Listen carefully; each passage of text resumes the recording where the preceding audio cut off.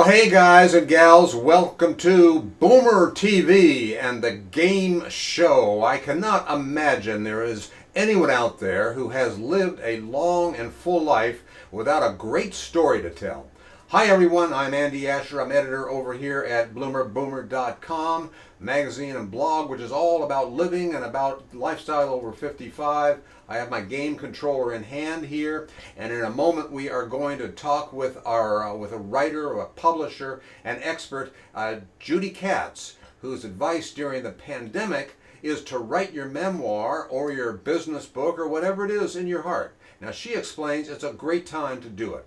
That in a moment. And by the way, today in our game, I have stepped back into Battle Royale, as you can see in my background here. During the last show, this controller of mine, it crapped out for some reason. During the show, hopefully, I'll have a little bit better luck then. Now, we are beginning June with some fabulous shows. Now, Judy has a rich background, and we'll hear from her in just a moment. Tomorrow, it's an amazing love story about how two strictly platonic friends in college fall in love. He is a Christian monk, ultimately quits. Together, they create a renowned winery in the Napa Valley. On Friday, we hear from Stephen Capsuto, who is the author of Alternate Channels, Queer Images on 20th Century TV. And you can learn about what's coming up in our newsletter or connect with us on Facebook, YouTube, Twitter, Twitch, and bloomerboomer.com, where this is all playing live. Now, like us to hear more about what's going on. And in the meantime, let's get started. And remember, I love marmalade.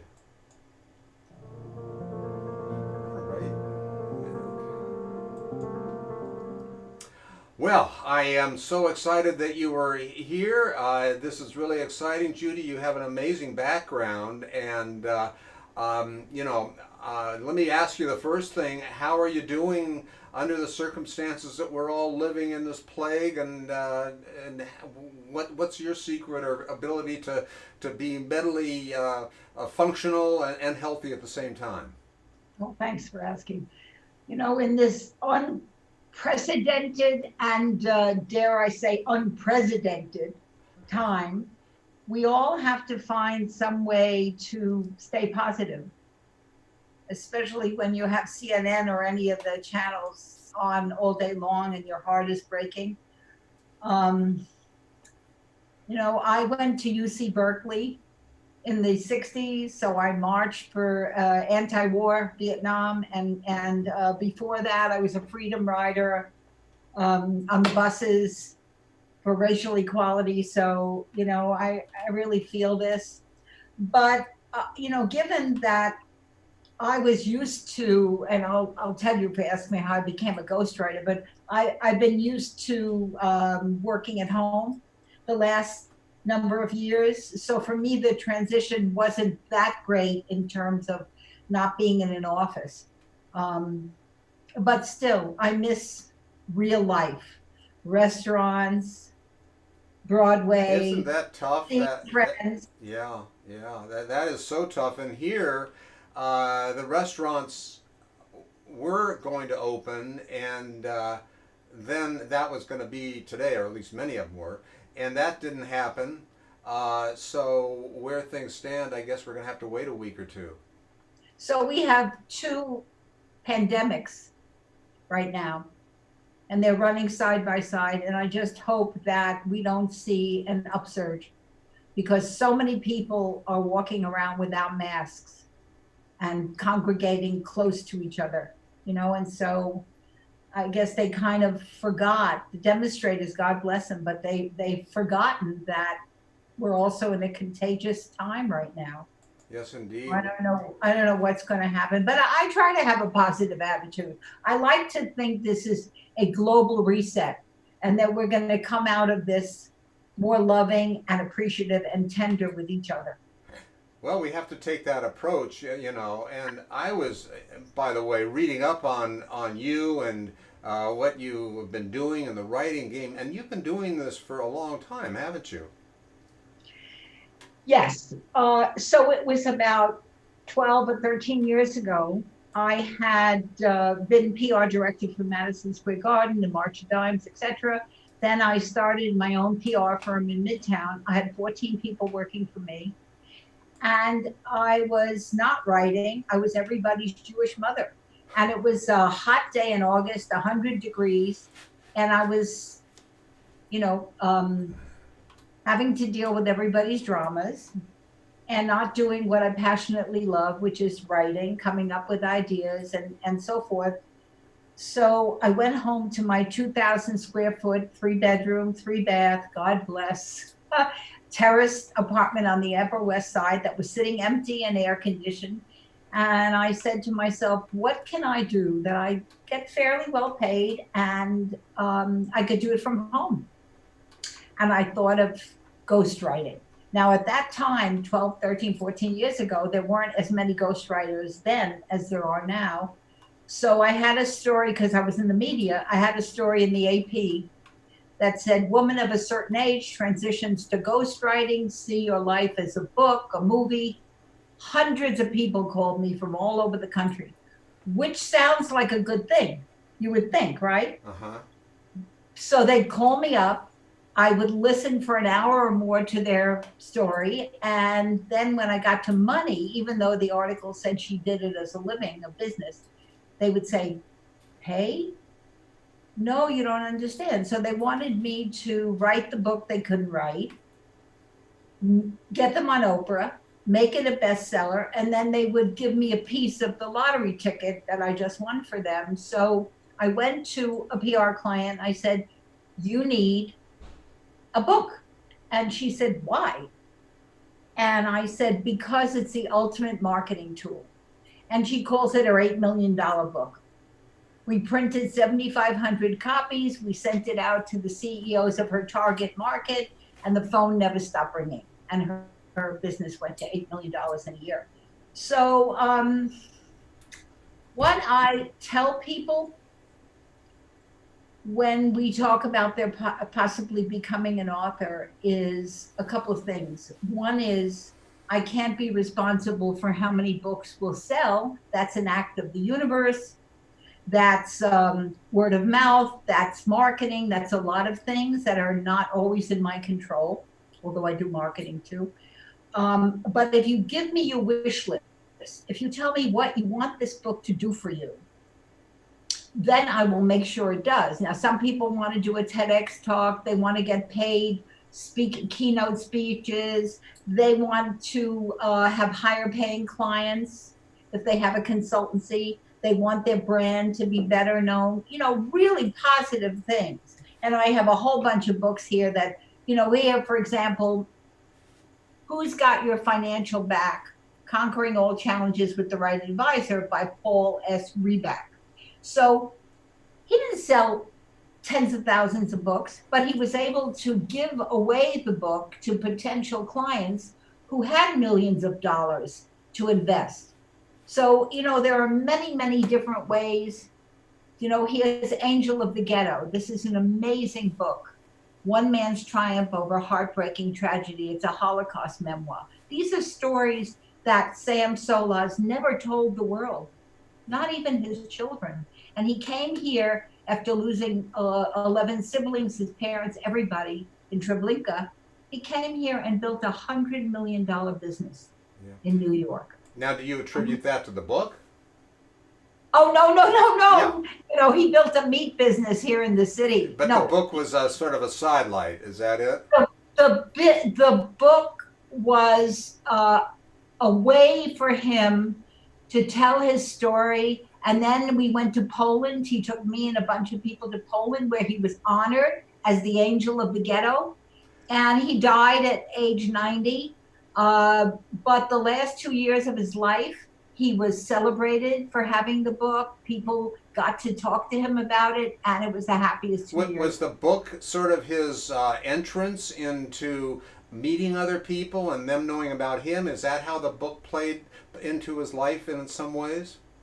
He spoke at his temple. He spoke on television. Yeah. It was a way to tell a remarkable, unbelievable story to the world. That's a great reason, and maybe we can dig down into that a little bit more, because I let's do that in a minute. And I'm sure Sure. it's just because of me. Even after I published my little book, it was Bucket List for Boomers. I never really expected to make a lot of money on it.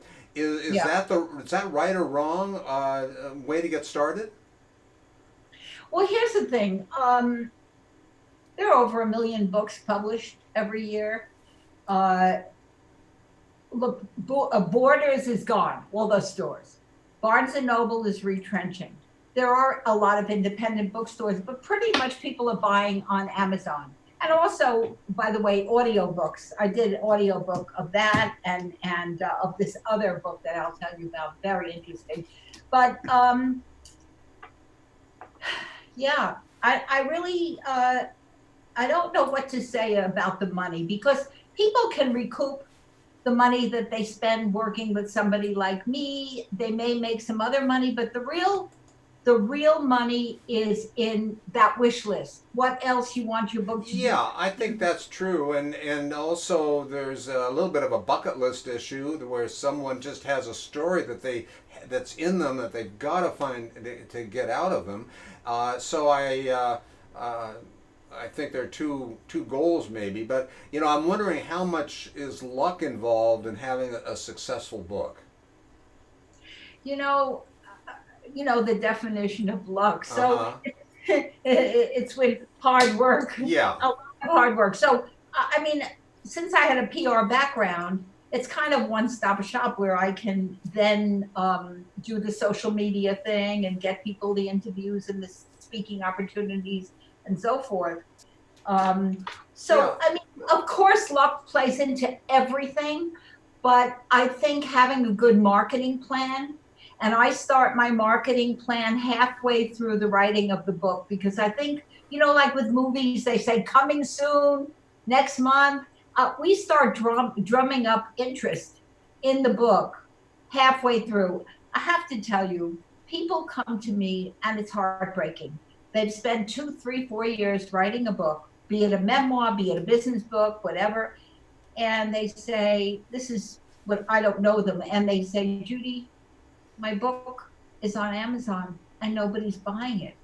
And I say to them, well, what did you do to market it? And they go, market? And Yeah. I say, would you open a retail store, spend a fortune on renovating the space, not advertise, and then on opening day throw your doors open and pray that people You're come in? so right. You're so right about that. And also, it seems to me that some people may be, maybe more bankable, you might say, because they, have a built-in audience. And I'm thinking of maybe a nonfiction professional book, like I think you were talking about, is someone who's generated a level of fame already. And of course, Absolutely. timing is great, and timing is always great. If you got the right book at the right time, you're in good shape. Well, this one became a bestseller, Creating We by Judith Glazer. And if you mind, can I just read you a couple of sentences? Sure. I mean, I'm bragging, but Are they inspiring sentences that I can live by? she says many of us think we have books inside us, and we either find a way to put the words to paper or we just dream about doing it. There are a few people I want to acknowledge who are pivotal in my book writing journey. First, to Judy Katz, my personal friend, who is a genius at she said genius, finding, developing, and promoting authors. Without Judy, I would have lived only with my hopes and dreams of writing a book. When my words were good enough, she introduced me to Al Zuckerman, who became my agent. So Al Zuckerman is one of the top literary agents in the country and the world. He started with Ken Follett 54 years ago. He's got Michael Lewis, Stephen Hawking worked with him. So everybody, it's a who's who. Wow, yeah, I I've been do. just following Michael Lewis. He's fantastic. He's fantastic. Yeah. And, so Al's a star maker, and he wrote a book called Writing the Blockbuster Novel, Uh which is huh. a classic and Bible. And he's my close friend. But Well, yeah, here's the thing. I love what you're I, doing. I think it's great. I also work a lot with novels, like especially um, Roman à clef. Everybody goes, what? So it means a novel with a key, meaning that you take a true story and you turn it into fiction, whether it's now many of the, if you Google Romana Clay bestsellers, you'll see Hemingway's Old Man of the Sea, The Nanny Jar by Sylvia Plath, on and on and on. I mean, the list is endless. So that's sometimes it's better than doing a memoir. Yeah, I so much agree. I'm sorry, I'd interrupt. Go ahead. What is it better than a memoir? No, I was just going to say, so, memoirs don't sell unless you're, Michelle Obama or somebody Yeah. famous, Yeah. rock star. What you said Right. before. That's right. It's, are you an influencer? Do you have numbers behind you? If you don't, then try turning your life into a novel, and then I can help you maybe sell it to the movies. Or you know what? Netflix, Amazon Prime, Hulu, they're looking for content. They're looking for content. They're looking for content. They have a hungry audience. They Yeah. have to keep churning new, so that's why sometimes it's smarter to, and also you can tell your story with more freedom. You Yeah. don't have to worry about your ex-husband suing you, Yeah. or whatever. Yeah, no, that's so true. I think, and as I referenced a little bit earlier, I think everybody has a story to tell, and to them, their family, and everyone else, it's a great story. Um, and I think the idea of taking that great little part of that story and then developing it into a fiction novel, then it could have more interest across the board. And that's probably something that you help people with. But that's something I've noticed. Hey, I was playing this game, Battle Royale, and I was not paying attention like I should because I was listening to you. And what happened was I got knocked out of the game. But anyway, that's why I'm not playing it right now. Everybody's just watching one of the other games that was played earlier. But it's a fun pastime of mine. But I would like to hear what you say about niche writing, and I think we talked about that a little bit. What I mean is to find really narrow interest categories and write about that. Do you see what I mean? Niche, is that what you said? Yes. Well, let me say this. I want to just comment on something you said a minute ago, that everybody has a story. Yeah. No. No. Okay, I like that answer. Now tell me why. Okay. A woman called me up. She says, "Oh, you have to help me with my memoir, my life story." I said, "Really? What's your life story?" "Well, I had 4 husbands, and now I'm going to marry a 5th, and all 4 of them were bastards, and they abused me." And she goes into a whole long litany. And I realized that number 5's going to abuse her too, because there was no insight. I said, "What's your responsibility in all this?" "Oh, no, I just chose the wrong people." Some people don't have insight into their lives. They just want to, spew out some story that nobody would be interested in if you don't take responsibility. In other words, there have to be life lessons. And what I honestly tell people is this, and at first they get upset. I say, there are no new stories. Shakespeare took care of that. Maybe the Bible before Shakespeare. All the stories are in Shakespeare. But there are new voices. And we human beings need new voices to inspire us, remind us. I mean, any movie that you see has a theme, like Joseph Campbell always talks about the prototypes.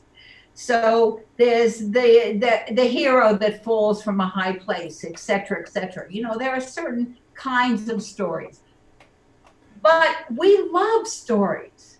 We are a storytelling animal. That's what we love. And people should not go to their eternal rest or their next life, whatever you believe, without telling their story, as you said, for the generations. At the very least, if you write a memoir, and you're right, this is the perfect time to start a book, because we still have the advantage of time. Yeah, and just going back to your story that you just told about the woman with the five marriages, Right. maybe she learned something that that I can learn from, and you can learn from, and others can learn from. Uh, do you see that as an option? If that woman had learned something, finally, she might have had a book.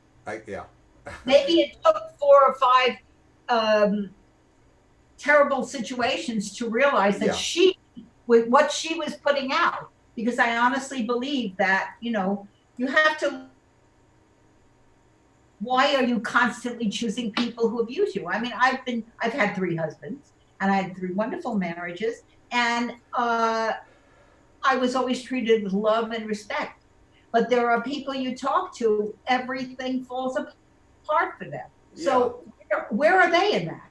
Oh, for sure. And of course, then there is the big discussion about consumer tastes and trends. For example, is nonfiction versus fiction writing better? Does it matter? No, no, no, no.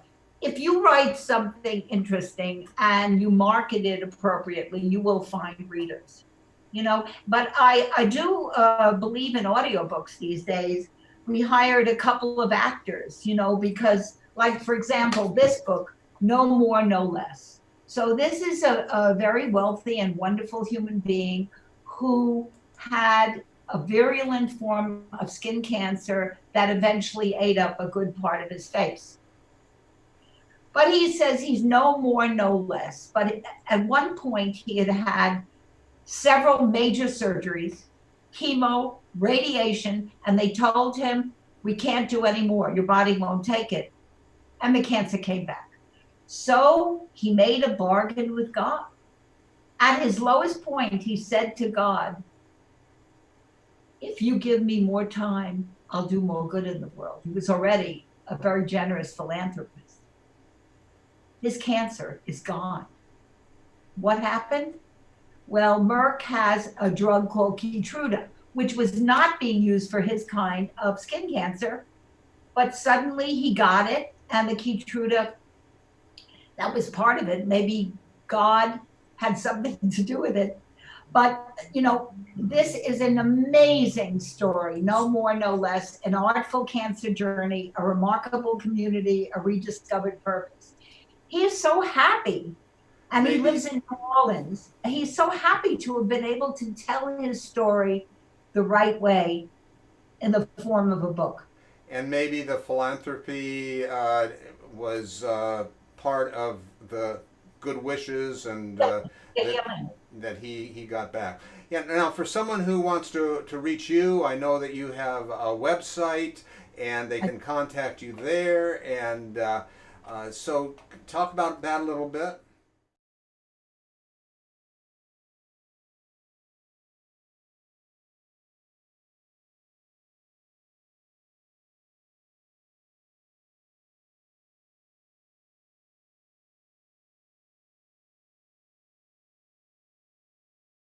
Well, And you sound sometimes really, really experienced and knowledgeable, and I think, I am, yeah, I am. But Andy, sometimes people say to me, you know what? I know some ghostwriters who are a lot less expensive than you. And do you know what I told them? I don't argue with people because it's true. There are, and some more expensive, but I tell them this: a Timex tells time, and a Rolex tells time. hmm, That's all I say. So here's what I think: okay. everyone should feel they're the Rolex in life. If you feel that, I mean, the world is going to give you back the value that you put on yourself. So you should always feel like you're the Rolex, and don't argue. There are people who will do things for very little, and there are people who charge a lot more. And if you hold to your value in life, I think you'll get it. So yeah, I have a website. It's Cats Creative Books and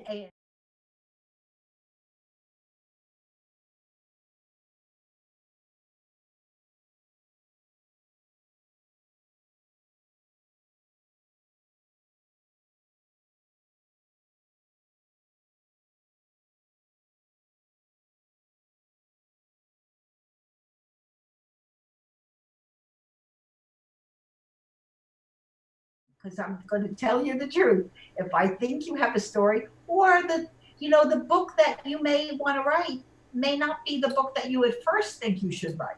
I'm glad you talked about the thick skin because my early days in writing, I had an editor. We had editors, and I was young. I was just learning, and I realized, boy, these editors are tough, but they make you better. You know, that kind of criticism and help makes you better, and you learn, right? There's a way to do it. There is a way to do it, yes, certainly. But sometimes in the haste of getting things done, people forget about that. Well, I don't say to people, don't give up your day job. Yeah.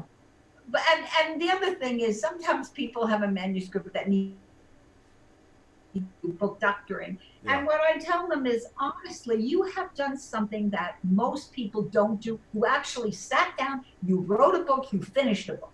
That's the good news. Now let's get to the not so good news. Yeah, good way to put it. Good. Well, listen, Judy, we've taken a lot of your time, and I guess we've already talked about how people can get in touch with you, and you had some good advice. Is there anything that generally to throw out to would-be or writers, people who want to publish? Any thoughts about that? I really think that if you've been hoping to write a book, I'll tell you this, I'm putting on my PR hat. I can't get people the big interviews anymore unless they have a book. They always, the media asks me, the influencers, the people on social media, everybody asks me, so does that person have a book? What's their book? You become an authority immediately when you have a book. And if it's a good book, you actually will get people to read it. But, being an author is it's not a good to have, it's a got to have today. Beautiful. Judy, thank you. Thank you so much. I really enjoyed it and I learned a lot. Oh, thank you, Andy. It's a pleasure. Well, thank you again, publisher Judy Katz. You can watch the replay on Facebook, YouTube, and at bloomerboomer.com. Until then, I want to say so long, and remember, I love marmalade.